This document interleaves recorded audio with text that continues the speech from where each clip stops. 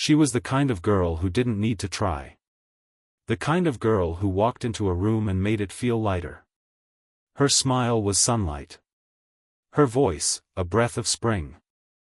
Hollywood didn't just notice Brittany Murphy. It fell for her, quickly, fully, and without caution. She wasn't loud. She wasn't scandalous. She was talent wrapped in warmth. Vulnerability draped in velvet. And for a while, it seemed like the world would never stop loving her. Then, on a gray December morning in 2009, she collapsed in her Los Angeles home. No final message. No warning signs that anyone paid attention to. Dead. At 32. The headline said pneumonia. The family said heartbreak. The public said, wait, what? In the months that followed, questions surfaced. Toxic mold. Neglect. Poison. Even murder. And when her husband died the same way, in the same house, just 5 months later, the silence grew louder. This is the untold story of Brittany Murphy. She wasn't supposed to be the star. When Clueless hit theaters in 1995, all eyes were on Alicia Silverstone, the blonde beauty, the fashion icon. But something unexpected happened. Audiences left talking about the awkward girl with the frizzy hair and crooked smile. Her name was Brittany Murphy, and without trying to steal the spotlight, she quietly became its brightest part. There was something magnetic about her. She didn't fit the Hollywood mold, she bent it.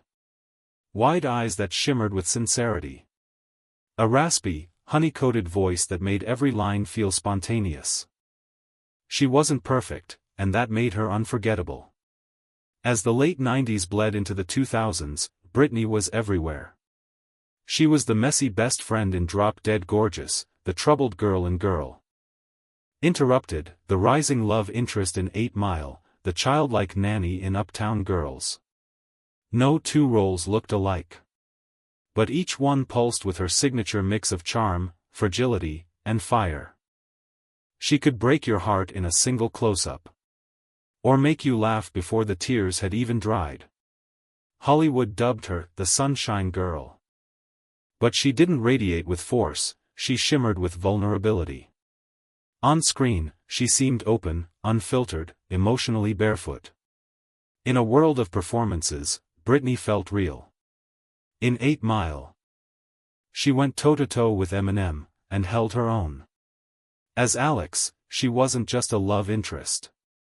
She was raw, impulsive, fiercely alive. She matched his intensity not with volume, but with depth. She didn't act like she was broken, she showed you what breaking looked like. And still, she could pivot. From dark thrillers like Don't Say a Word to quirky rom-coms like Just Married. Brittany refused to be pinned down. She was unpredictable in the most delightful way. Off-screen, she was just as enchanting. In interviews, she giggled, blushed, rambled, confessed. She was one of the few actresses who didn't sound rehearsed. She'd compliment the host, trip over her words, burst into song for no reason at all. It wasn't a performance. It was Brittany being Brittany. But even as the cameras loved her, Hollywood didn't know what to do with her. She wasn't sexy in the calculated, commercial way. She wasn't rebellious enough to be a bad girl, or demure enough to be a princess. She was both, sweet and sharp, messy and magical. Critics praised her. Fans adored her. Co-stars described her as a beam of kindness in an unforgiving place. But under all that light, there were shadows. There were whispers. That she was too soft for the business. Too kind to survive it. Too trusting in a town where trust is a currency easily spent and rarely returned. Some said she was eccentric. Some said she was overly emotional. Some just didn't understand her at all. But Brittany didn't mind. She kept smiling. Kept working. Kept showing up with her whole heart, even when Hollywood only wanted parts of it. By 2005, Her face was on magazine covers. She voiced Gloria in Happy Feet. She sang. She danced. She had it all. At least, that's what it looked like. She once said in an interview, "I've always wanted to be an actress. Not a star. Just an actress. That's enough for me." And for a while, it was. But fame doesn't care what you want. It only cares how long you can play the part. Long before she was a red carpet darling, Brittany Murphy was just a little girl from New Jersey, raised not in a mansion but in a modest apartment with too much hope and not enough stability. She was born Brittany Ann Bertolotti in Atlanta, Georgia, in 1977. Her father, Angelo Bertolotti, was a man with a criminal record and alleged mob connections. By the time Brittany was 2, her parents had divorced, and her father was gone from her life, not just emotionally, but entirely. Her mother, Sharon Murphy, became her everything. Her only parent. Her protector. Her biggest believer. It was Sharon who noticed Brittany's love for performing, mimicking commercials, singing to strangers in line, dancing in the living room with no music. And it was Sharon who made the bold decision. They would move to Los Angeles. No money. No contacts. Just faith in a little girl's talent. They arrived in Hollywood with suitcases and dreams. No agents. No big breaks. Just auditions and rejection slips. They lived in a small apartment. Shared a bed. Shared meals. Sometimes, shared tears. But Brittany, even at that age, never stopped smiling. She didn't complain. She didn't doubt. She believed, because her mother believed in her. But beneath that faith was a growing pressure. To succeed. To justify the sacrifices. To prove that she was worth all of it. As Brittany started booking small roles in sitcoms and commercials, the pressure grew. And so did the critiques. She was told she needed to lose weight. That her voice was too raspy. That her nose was too wide. That she was talented, but not quite leading lady material. She was a child hearing this. Internalizing it. Turning it into motivation, but also into wounds. In later years, Brittany would speak softly, almost jokingly, about how insecure she felt in her teens. About how she tried to be everything the industry wanted. Skinnier. Blonder. Softer. Sharper. She never seemed angry. But the sadness, if you listened closely, was always there. Behind the curtain of her rising fame, Brittany battled something most never saw. A deep, persistent fear of being abandoned. Some psychologists would later speculate that her father's absence, combined with the volatility of fame, left Brittany in a constant state of emotional hypervigilance. She needed to be loved. Needed to be enough. Needed to be needed. And so, she gave. Endlessly. To casting directors. To fans. To friends. To lovers. Even to those who didn't deserve it. She once said, "I fall in love too fast. I trust too easily. I want everyone to be okay, even when I'm not." There were rumors of eating disorders. Of nights when she couldn't sleep. Of days when she cried between takes, then smiled the second the camera rolled. Her friends described her as deeply empathetic, but also fragile as glass. She could carry your pain like it was hers, but had nowhere to put her own. And as her fame grew, the spotlight didn't warm her, it exposed her. Every flaw. Every scar. Every moment of doubt.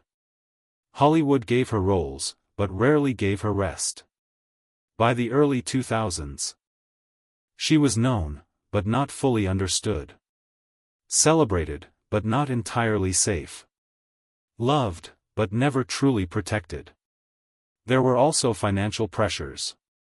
Brittany was not a trust fund actress. She worked because she had to. Because her family needed her. Because she was carrying the weight of not just ambition, but survival. And still, she smiled. Still, she laughed. Still, she showed up, even when she felt like disappearing. In her private journals, later discovered by her mother, she wrote about feeling invisible off-camera. About wanting to disappear into a role because real life didn't have scripts. But the most haunting line was this. They love the character. Not the girl. Brittany Murphy's past wasn't filled with scandal or sin. It was filled with silence. With the ache of being seen, but not fully known. Of being adored, but not fully heard. And as the years went on, that silence began to close in. Brittany Murphy didn't just grow up in Hollywood. She was built by it. Sculpted by its expectations. Molded by its gaze. Shaped not by her own desires. But by a system that praised authenticity while demanding perfection. In the early 2000s, as she rose to A-list status, something began to shift. Her look changed. Gone were the soft curls and round cheeks of Clueless. Her face became sharper, more angular. Her voice more controlled, her laughter more restrained. Rumors swirled. Nose job? Weight loss obsession? Was it Hollywood pressure, or something deeper? Brittany never confirmed the surgeries, but the transformation was obvious. And it wasn't just physical. She was trying to survive a system that didn't accept her as she was. Behind the scenes, agents and producers told her she was too unconventional to be a romantic lead. Too quirky. Too offbeat. Too real. So she reinvented herself. She dyed her hair platinum blonde. She lost weight. She changed her style, both on and off screen. She became the kind of woman studios believed audiences wanted, sleek, sexy, silent about her pain. But that reinvention came at a price. Friends noted she became more anxious. More dependent on those around her. More eager to please, and less sure of who she was. In 2006, Brittany married Simon Monjack. A British screenwriter with a shadowy past and a controversial reputation. Many in her circle were shocked. They barely knew him. He was older. Controlling. And suddenly, he was everywhere Brittany went. Within months, he took over her career. Her interviews. Her finances. Her access to friends and even to her mother, Sharon, began to narrow. Some called it love. Others called it isolation. Brittany started turning down roles. She was dropped from big projects, sometimes with no explanation. On film sets, people whispered she was difficult, erratic, unreliable. But those who knew her well said something darker was happening. She wasn't allowed to speak for herself anymore. Simon became her manager, her spokesperson, her shield. He blocked interview requests, rejected roles on her behalf, and surrounded their home with security. He claimed he was protecting her from the toxic industry. But to outsiders, it looked like control. Once, she was a free spirit.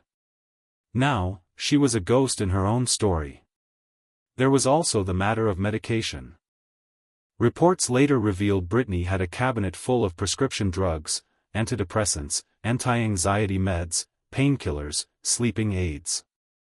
She wasn't partying. She wasn't reckless. She was trying to numb the ache of reinvention, the loss of self. And yet, in interviews, she smiled. She still laughed with that honeyed rasp. She still told the world she was blessed and happy. Because that's what she had been trained to do. When asked if she felt fulfilled, she once answered, "I'm living my dream. But sometimes I wish I could wake up." Behind those words was a deeper truth. Brittany had become a version of herself that she no longer recognized. Hollywood didn't destroy her. It seduced her into rewriting her own identity, until there was nothing left to rewrite. By the early 2000s, Brittany Murphy had everything she once dreamed of. Her face was on magazine covers. Her name lit up movie posters. She had starred in box office hits, worked with Oscar-winning directors, and lent her voice to blockbuster animations like Happy Feet. She was charming late-night talk show hosts, walking red carpets in couture, and fielding offers from every corner of the industry. To the public, she was unstoppable. Bright. Versatile. Beloved. But inside the glow of her rising star, something fragile was beginning to fracture. Her roles had matured. She was no longer the quirky best friend or the misfit with a golden heart. She was now playing romantic leads, femme fatale. Misunderstood women with secrets. And yet, the more she became everything Hollywood wanted, the less of Brittany remained. Behind the scenes, whispers began to circulate. She was late to set. Nervous. Tired. She spoke in circles during interviews, sometimes rambling or abruptly ending conversations. Was she on drugs? Was she spiraling? The tabloids began circling. Every slip was magnified. Every misstep interpreted as madness. But the truth was quieter and sadder. Brittany was struggling. With insomnia. With anxiety. With a deep, consuming sense of being lost in her own life. She began to withdraw. From roles. From friends. From everything that once made her feel seen. And then came Simon Monjack. She met him in 2006. A British screenwriter whose resume didn't quite match the grandeur he claimed. He was older. Elusive. Evasive about his past. But to Brittany, he was something else, someone who made her feel safe. They married quickly. Too quickly, according to her friends. And soon, he was everywhere, beside her at interviews, answering questions for her, managing her career. It was as if Brittany had vanished into him. Together, they became reclusive. Their home turned fortress-like. Simon installed surveillance cameras. Hired bodyguards. He claimed it was for protection. But to those looking in, it looked like isolation. In 2009, Brittany was dropped from a film in Puerto Rico after reportedly being difficult on set. She was exhausted. Thin. Not herself. She flew home with Simon. It would be her final flight. In the weeks that followed, Brittany's public appearances dwindled. She looked pale. Fragile. Rumors swelled, of illness, addiction, something unnamed but undeniable. Then came December 20, 2009. Early that morning, Brittany collapsed in her bathroom. By the time paramedics arrived, it was too late. She was pronounced dead at 10:04 a.m. The cause of death was listed as pneumonia, anemia, and multiple drug intoxication. No illegal substances. Just a cocktail of over-the-counter medications, cough syrup, antidepressants, painkillers. But no one believed it was that simple. Questions exploded. How could a 32-year-old woman, with no prior health crisis, simply die from a cold? Why had she lost so much weight? Why was her home reportedly cluttered, chaotic, and filled with expired prescriptions? Then, just 5 months later, the story deepened. Simon Monjack was found dead. In the same house. Of the same causes. Theories erupted. Mold poisoning. Foul play. A suicide pact. Her father, estranged but suddenly vocal, insisted she had been murdered. An independent toxicology report suggested high levels of heavy metals in her system.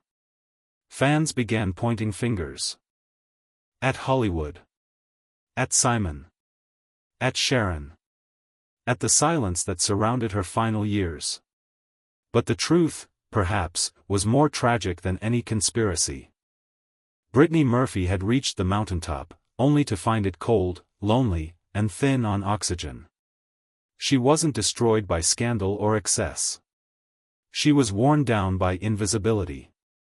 By the pressure to please. By the absence of rest. In her final days, she was still caring for others, nursing her ailing husband and mother, both reportedly ill with flu-like symptoms. She was the caregiver. The breadwinner. The emotional anchor. But no one was caring for her. There was no final scene. No farewell monologue. No soft fade to black. Just a quiet bathroom. A collapsed body. And a city that moved on too quickly. Brittany Murphy died as she lived, gently. Unexpectedly, and far too soon. She didn't make the headlines for a scandal. She didn't implode in public. She didn't leave behind chaos. She left behind questions. A grieving mother. A fractured legacy. And a stillness that felt out of place for someone so full of light. In the years since her passing, tributes have surfaced, quiet ones. Actors who worked with her speak of her generosity. Fans rewatch her films and discover nuances they missed the first time. Younger audiences find her on streaming platforms and wonder. How did we lose her? There's no monument for Brittany Murphy in Hollywood. No star-shrouded gala in her name. No headline-making documentary that answers it all. But there is memory. And in that memory, she becomes something sacred. A symbol of how fame can fail the soft-hearted. How talent isn't always armor. And how sometimes the brightest glow flickers in silence before it disappears. In the end, she didn't vanish. She became a question. A lesson. A whisper. And maybe that's what haunts us most. We noticed too late that she was fading. And by then, she was already gone.